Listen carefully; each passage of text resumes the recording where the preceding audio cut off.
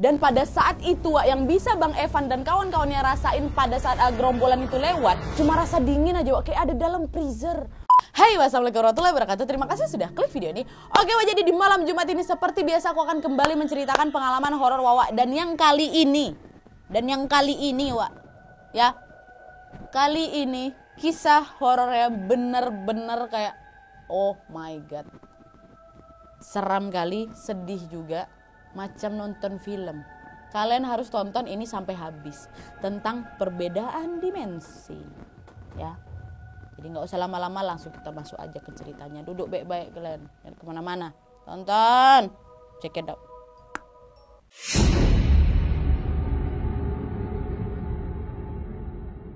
Oke, jadi kisah pertama yang bakal aku ceritain malam ini adalah cerita yang datang dari Wawa aku yang namanya Evan. Halo Bang Evan. Jadi ceritanya Evan ini Wak terjadi di saat dia dan beberapa rekan kerjanya harus bertugas di salah satu hutan di wilayah Kalimantan. Aku disclaimer dulu sampai sini Wak ya. Di sini aku hanya menceritakan ulang apa yang disampaikan sama Bang Evan ini. Ini adalah pengalaman horornya Bang Evan. Lagi-lagi aku balik lagi kepercayaan kalian masing-masing ya. Nah, kenapa aku tiba-tiba ngomong ini? Karena buat kalian yang skeptis dengan kisah horor, pasti akan makin skeptis lagi dengan kisah ini nih. Saking gitu loh. Masa iya sih kok bisa kayak gitu? Saking kayak di film-filmnya Wak. Tapi macam mana pula lagi kan ini rasain sama Bang Evan. Udah kalian denger aja, mau percaya syukur, gak percaya sudah. Masih aku. Oke, jadi kita mulai lagi. Jadi Wak, ceritanya Bang Evan ini bermula di saat dia beserta 5 rekan kerjanya ditugaskan untuk memetakan wilayah di sebuah daerah di hutan Kalimantan tadi kan. Dan mereka waktu itu ditugaskan untuk memetakan 20.000 hektar dalam waktu 1 bulan. Nah, 5 rekan kerjanya Evan ini bernama Dani, Ringo, Erham, Ruken, dan Pak Hendro. Berenam sama Evan ya. Waktu itu mereka dijadwalkan mulai bergerak ke lokasi pemetaan pada tanggal 23 Mei tahun 2010 Wak. Kalau kata penduduk setempat, lokasi yang akan mereka masuk ini disebut dengan nama Hutan Perawan namanya. Aku nggak tahu nih apakah nama sebenarnya apa cuman istilahnya, tapi Bang Evan bilangnya tuh Hutan Perawan. Kenapa? Karena cuma sekitar 100 meter ke dalam aja lah hutan ini pernah dimasuki penduduk. Nah, singkat cerita, hari itu mereka pun sudah sampailah di wilayah Hutan Perawan ini. Pas mereka mau masuk ke dalam hutan Wak, mereka ditemani oleh salah satu penduduk setempat yang bernama Pak Atul. Jadi total waktu itu jadi berapa? Bertujuh. Nah, pada awalnya Wak, dalam perjalanan mereka tidak menemui hal janggal sama sekali. Tapi memang perkiraan waktu perjalanan mereka itu tidak sesuai dengan yang mereka rencanakan. Karena ternyata mereka lebih membutuhkan banyak waktu lagi untuk mencapai lokasi pemetaan. Dan waktu itu di saat mereka sudah berjalan sejauh 32 km masuk ke dalam hutan, disinilah baru mereka semua mengalami hal yang tidak bisa mereka lupakan sampai sekarang Wak. Jadi di hari ketiga mereka di dalam hutan itu, mereka pasti udah ngerasa capek, lelah kali ya kan. Akhirnya mereka memutuskan untuk membuat tenda nih untuk beristirahat sekitar jam 1 siang. Itu tengah hutan nih Wak ya, bukan ada jalan setapak, tidak. Makanya di sana mereka pun mulailah menebang kayu di sekitaran mereka supaya mereka bisa mendirikan tenda. Dan di saat mereka lagi nebang kayu ini, tiba-tiba Erham menemukan ada bekas telapak kaki Wak besar kali. Kira-kira sekitar 2 jengkal orang dewasa, lumayan besar tuh. Mereka semua sempat panik tuh, kecuali Pak Hendro. Pak Hendro tuh pun waktu itu cuma mencoba menenangkan mereka aja. Udah biarin aja Wak, katanya. Wak pula, Dek, bro, udah biarin aja, lanjutin aja lah nebang kayu supaya nanti tenda ini bisa kita dirikan, biar cepat istirahat kita ini. Udah tuh diabaikanlah sama mereka telapak kaki itu, mereka pun sibuk menebang pohon dan mendirikan tenda. Dan setelah berhasil mendirikan tenda ini Wak, mereka pun barulah beristirahat semuanya. Tidak terasa malam pun tiba. Seperti biasa sebelum tidur mereka ngobrol-ngobrol bentar sambil ngopi untuk menghilangkan suntuk. Tengah hutan ngapain lagi? Malam itu sekitar jam 10:30 malam Wak, saat mereka lagi asik ngobrol-ngobrol ini, tiba-tiba mereka semua mendengar ada suara orang berteriak nih. Seperti memanggil nama seseorang. Gitu kali. Diam tuh semua dengar. Dan tidak lama setelah mereka diam Wak, tiba-tiba saja semua menjadi panik pada saat mereka mendengar ada suara binatang berjalan di belakang tenda mereka tuh. Dan yang anehnya pada saat mereka sorot itu ke arah belakang tenda, nggak ada wujud apapun yang mereka lihat Wak. Disorot nggak ada, suaranya masih ada Wak, bayangkan. Laki-laki ini semuanya takut apalagi Wak. Dan kepanikan mereka ini makin bertambah lagi di saat Pak Atul tiba-tiba mencabut mandau Wak. Mandau ini macam senjata tajam parang gitu ya, yang memang berasal dari kebudayaan Dayak di Kalimantan kan, keluar mandau, sop. Nah, kenapa Pak Atul ngeluarin mandau tiba-tiba Wak? Karena kata Pak Atul, ada gerombolan orang yang mau datang menyerang mereka. Hah? Masa iya Pak? Katanya, waktu dicek sama mereka, betulan ada Wak. Semua dari mereka itu tiba-tiba melihat dengan mata kepala mereka sendiri bahwa ada orang-orang bertubuh tinggi kali Wak, besar, lengkap dengan tombak mereka masing-masing dan juga bawa mandau juga. Mereka datang dari arah barat. Orang ya, orang. segerombolan pula. Dan di saat itu yang ada di pikiran mereka cuman ya udah kalau ada orang datang ke sini kami harus membela diri dong. Karena mereka juga bawa tombak, bawa mandau ya kan. Langsung lah mereka bertujuan ngeluarin senjata masing-masing. Memang mereka bawa senjata, masuk hutan tuh ya butuh pegangan senjata. Mereka keluar nih, siap-siap aba-aba nih, kalau diserang kita serang balik ya kan. Tapi yang buat Bang Evan agak bingung waktu itu, Bang Evan ini ngeliat Dani kawannya macam orang yang bernafsu mau perang kali itu loh, Wak. Belum ada aba-aba tuh pokoknya dia pengen nyerang kali. Waktu itu Dani juga bawa mandau, Wak. Dan entah kenapa belum ada aba-aba serangan lagi nih. Kalau memang mau bertarung kan pasti ada serang-serang gitu kan. Belum ada aba-aba itu lagi. Dani tiba-tiba langsung dilempar mandau tuh ke arah gerombolan orang asing yang mereka tengok tadi tuh. Itu ya terkejut Bang Evan, ngapain kau lempar duluan? Istilahnya kan kayak gitu. Dilemparnya ke arah sana kan. Kena, Wak? Tidak. Enggak, mandau tuh tembus. Yang ada orang-orang segerombolan yang mereka tengok datang dari arah barat itu lewat aja gitu. Macam gak ada apa-apa, mereka lewat aja biasa aja di depan mereka jalan. Tapi tanpa bisa disentuh. Tembus. Orang ini dia siap siaga nih kan, kalau misalnya mereka menyerang kami lawan, rupanya mereka jalan biasa aja. Yang ada mandaunya siapa itu tembus ke arah mereka itu. Dan pada saat itu yang bisa Bang Evan dan kawan-kawannya rasain pada saat gerombolan itu lewat, cuma rasa dingin aja, kayak ada dalam freezer. Apa nggak terdiam mereka semuanya itu?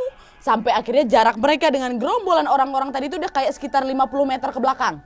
Ya, udah melewati sekitar 50 meter. Udah agak jauh nih kan jaraknya. Nah, pas sudah tertinggal sama rombolan orang-orang itu, Bang Ringo baru tersadar. Masya Allah. Lemparan mandaunya Dani itu memang tembus. Emang gak kena orang-orang gerombolan orang-orang tadi kan, tapi mengenai pundaknya Pak Hendro. Kena pundak Pak Hendro sama mandau Dani tadi itu. Pada saat melihat itu mereka semua mencoba untuk tidak panik. Sebisa mungkin mereka ini nyoba untuk ngerawat Pak Hendro dan membuat Pak Hendro ini tetap sadar. Akhirnya mereka bilang udah gak usah kita lanjutkan pemetaan, besok kita langsung balik. Ya iyalah, Pak Hendro kan butuh pertolongan juga kan, takut juga mereka nanti kenapa-napa, orang udah nengok kayak gitu kok. Dan mereka juga harus bergegas membawa Pak Hendro untuk ke rumah sakit. Itu masih malam tuh loh, setengah 11 malam itu. Akhirnya semua berusaha untuk mengobati seadanya pundaknya Pak Hendro dan langsung masuk lagi ke tenda untuk beristirahat. Mereka semua mencoba untuk menenangkan diri untuk perjalanan besok pagi balik. Tapi sayangnya malam itu gangguan gak langsung berhenti, Wak. Tidak. Malam itu mereka diganggu lagi. Dan ini ganggunya juga gak main-main.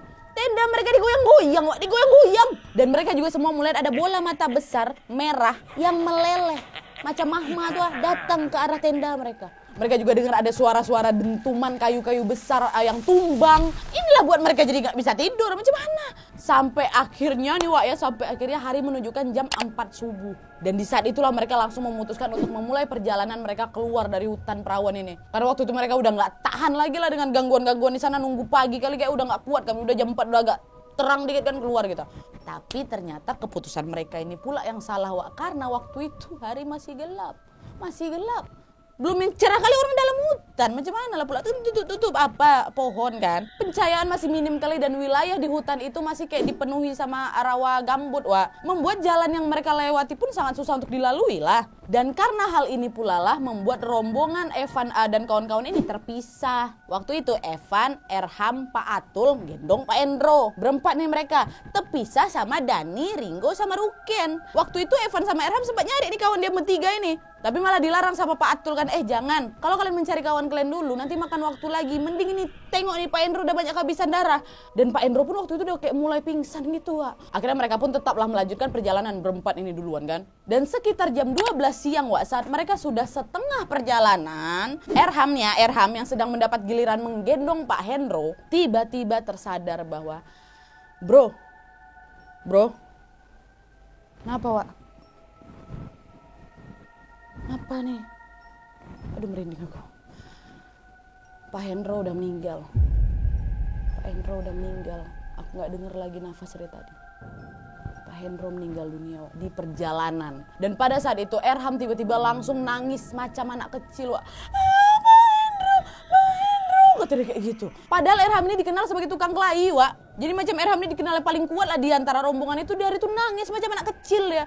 Pak Atul waktu itu cuma udah tenang Erham, tenang, istighfar, udah nggak apa-apa, yuk kita langsung balik. Makanya sekarang jangan kau nangis, sudah tenang. Bang Evan yang nengok itu cuma bisa nahan panik aja lah, takutnya. Karena kenapa, Wak, samar-samar Bang Evan ini melihat ada sosok nenek-nenek yang sedang menjilati perbannya Pak Hendro yang penuh darah. Dia tengok, Allahu Akbar.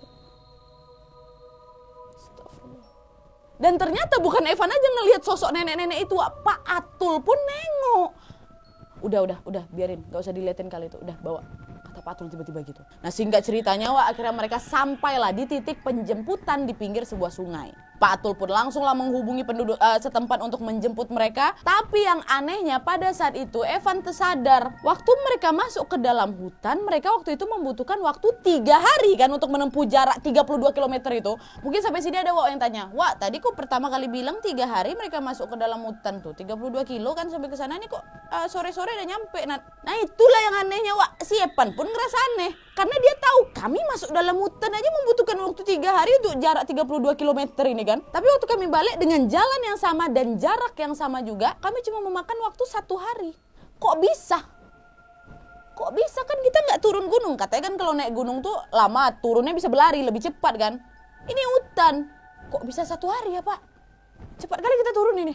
Sempat kebingungan si Evan, tapi akhirnya ya udahlah ditepisnya lagi lah. Karena masih banyak hal penting lainnya yang memang harus dia pikirkan. Macam Pak Hendro. Belum lagi kawan-kawan yang 3 orang entah di mana dalam hutan tuh belum juga balik. Akhirnya adalah tuh jasadnya Pak Hendro dikembalikan lagi ke keluarga. Evan, Erham, Pak Atul pun pulanglah ke rumah masing-masing kan. Dan mereka juga mendapatkan kabar bahwa rekan-rekannya yang 3 orang yang hilang di hutan itu sudah ditemukan. Dan setelah itu fast forward lagi, Wak, beberapa tahun kemudian Evan ini bertemulah dengan perempuan cantik, pipinya tembem, rambutnya sebahu.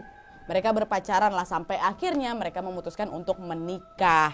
Tapi pada saat resepsi itu berlangsung, almarhum ayahnya Evan kayak datang gitu loh, Wak. Melihat sosok ayahnya Evan nangis-nangisnya, Wak, nangis dia sejadi-jadinya. Sampai akhirnya setelah si Evan itu menangis, kalian tahu apa? Evan terbangun. Ternyata Evan ini sudah pingsan selama 3 hari. Kenapa aku nih? Ya Allah, aku pikir kau udah gak selamat lagi, Evan. Kau udah pingsan 3 hari, kata. Hah? 3 hari? Gak mungkin. Gimana nih?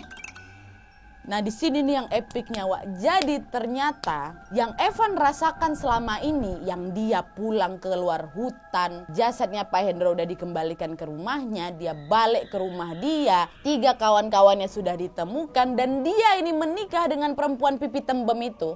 Ternyata itu cuma mimpi.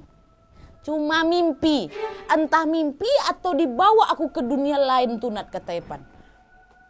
Aduh, bisa gitu ya. Yang jelas banyak saksi yang mengatakan bahwa Evan ini cuma pingsan 3 harinya. Di saat dia ini merasa sudah hidup selama bertahun-tahun lamanya sampai menikah. Itulah, bisa gak kalian bayangin? Udah balik dari tugas, habis itu ya udah bekerja seperti biasa sampai ketemu cewek, mau nikah, sampai nikah, terbangun, ternyata mimpi 3 hari, kalian tertidur. Setelah bertahun-tahun lamanya kalian jalani hidup itu. Di sini Evan juga nggak jelas ya gimana caranya dia bisa bangun dari pingsannya, dan bagaimana dia bisa bertemu lagi sama Pak Atul yang bilang kok udah pingsan 3 hari, tahu Evan. Tapi yang jelas pas dia bangun dari pingsannya, dia ini bertemu lagi sama Pak Atul. Di saat itulah Pak Atul ini ngejelasin semuanya ke Evan. Jadi ternyata nih, Wak, ya, waktu mereka tahu Pak Hendro meninggal di tengah hutan itu, kan mereka berempat tuh ya, Pak Hendro, Pak Atul, Evan, Erham. Ternyata waktu Pak Hendro ini udah meninggal, Evan sama Erham sempat terpisah juga dari Pak Atul. Jadi menurut keterangan Pak Atul, Wak, di saat Pak Hendro ini udah meninggal dunia ya, mereka berempat ini sempat beristirahat bentar. Dan setelah cukup waktunya istirahat, Pak Atul ini memutuskan untuk menggendong Pak Hendro. Dan dia berjalan paling depan dong ya kan. Dan Pak Atul ini berjalan di depan Evan sama Erham. Tapi Wak, sekitar 100 meter mereka berjalan, tiba-tiba Pak Atul ini udah gak ngeliat lagi Evan sama Erham di belakangnya. Mereka terpisah lah di sini. Dan Pak Atul pun memutuskan untuk melanjutkan perjalanan ke perkampungan dan meminta bantuan penduduk setempat untuk bisa mencarikan Evan dan kawan-kawan yang lain. Dan saat inilah Pak Atul juga ngasih tahu sama Evan bahwa tidak hanya Pak Hendro yang meninggal dunia, tapi Dani juga ditemukan meninggal dunia secara mengenaskan tidak jauh dari tenda. Sedangkan Ringo dan Ruken, Wak, kan yang terpisah 3 nih, Dani, Ringo, Ruken kan. Ringo dan Ruken ditemukan di atas pohon besar dalam keadaan linglung. Dan setelah mereka berdua ini ditemukan, sudah berkali-kali mereka mencoba untuk mengakhiri hidup mereka dengan cara terjun ke sungai. Tapi alhamdulillahnya mereka berhasil diselamatkan oleh penduduk-penduduk setempat. Karena kejadian ini penduduk setempat pun langsunglah menyembelih 2 ekor kambing dan kepalanya ditanamkanlah di hutan itu. Karena menurut kepercayaan penduduk setempat, jiwanya Ringo sama Ruken ini masih ditahan di alam lain dan harus ditukar sama 2 kepala kambing tadi. Alhamdulillahnya Ringo sama Ruken sudah sembuh dan sehat sampai sekarang. Atau gimana kabarnya si Erham, Nat? Itu Erham kawannya Evan yang juga terpisah sama Pak Atul, Pak Hendro. Evan kan pingsan 3 hari baru sadar kan. Si Erham gimana? Nah Erham ini juga ditemukan pingsan. Dan juga sama si Evan baru sadar setelah 3 hari pingsan. Dan juga ternyata Erham ini sama kayak si Evan, Erham juga merasa selama dia pingsan mereka ini udah pulang ke kampung halaman masing-masing ya. Dan setelah sampai ke kampung halamannya, Ervan ini beli kuda lah.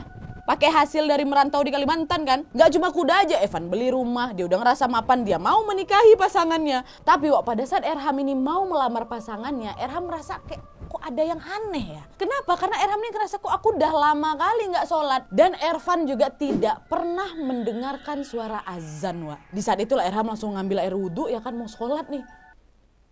Ngapa tuh goyang dia? Gempa po?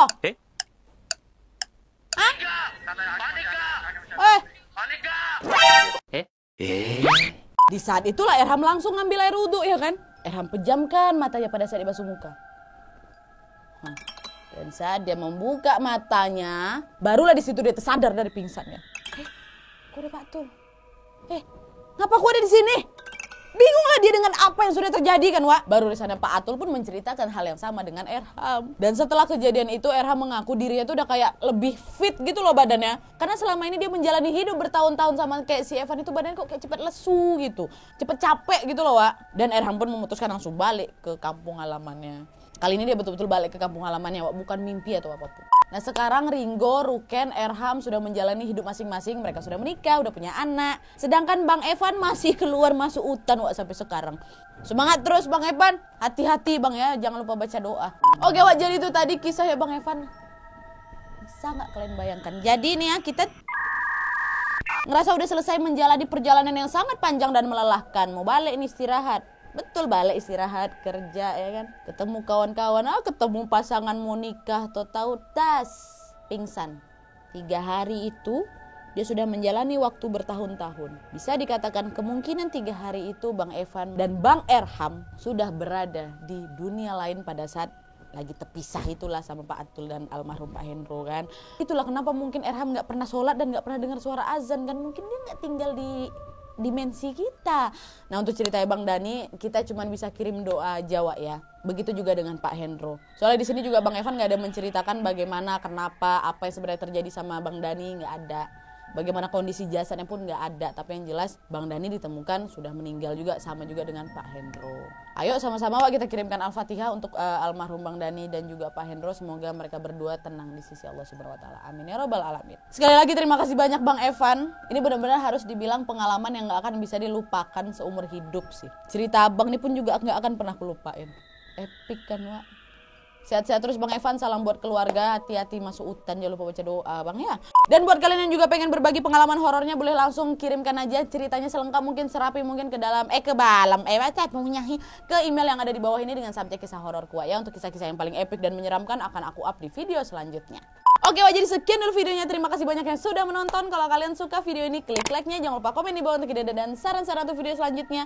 Jangan lupa nyalain notifikasinya supaya kalian tahu kalau aku upload video baru. And as always, jangan lupa untuk klik tombol subscribe supaya kalian sama-sama tahu informasi menarik dan menegangkan dari channel aku. See you next video, bye.